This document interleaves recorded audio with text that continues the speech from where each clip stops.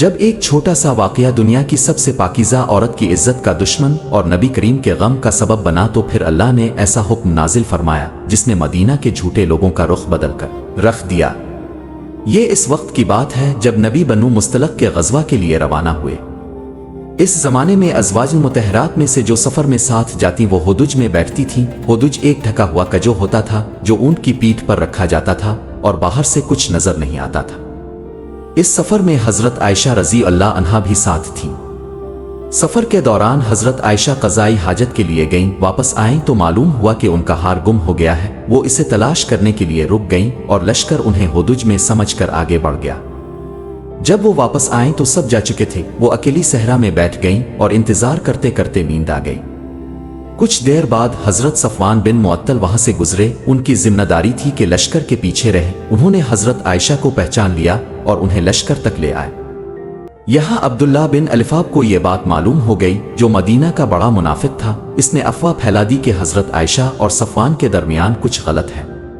یہ بات آگ کی طرح پورے مدینہ میں پھیل گئی۔ اگلے 30 دن تک یہ افواہ گرم رہی۔ یہ وقت نبی کے لیے انتہائی مشکل تھا۔ آپ کو اپنی محبوب زوجہ پر یقین تھا لیکن وہی نازل نہیں ہو رہی تھی، اس لیے آپ کوئی حتمی فیصلہ نہیں کر سکتے تھے۔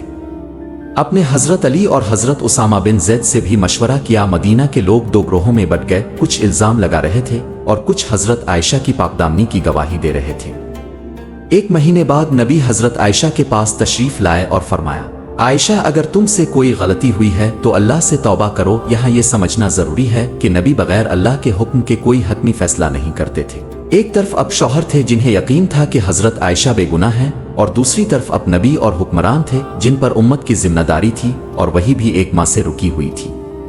حضرت عائشہ نے جواب دیا، اللہ کی قسم میں توبہ نہیں کروں گی کیونکہ میں نے کچھ نہیں کیا۔ اسی لمحے نبی پر وحی نازل ہونا شروع ہوئی۔ اللہ نے سورۃ النور کی آیات نازل فرمائیں جن میں حضرت عائشہ کی بے گناہی ثابت کی گئی اور ظالموں کے لیے سخت سزا بیان کی گئی۔ جن لوگوں نے یہ الزام لگایا ان پر حد قذف جاری ہوئی اور انہیں سب کے سامنے اسی کوڑے مارے گئے۔ حد قذف اسلام کا قانون ہے اور اللہ نے سورۃ النور آیت نمبر 4 میں فرمایا کہ جو لوگ پاکدامن عورتوں پر الزام لگائیں اور 4 گواہ نہ لائیں انہیں اسی کوڑے مارو۔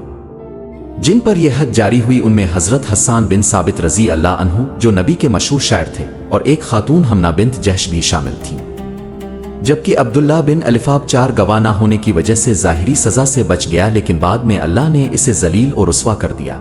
قرآن نے اس واقعے کو افک کا نام دیا جس کا مطلب ہے سب سے بڑا جھوٹ۔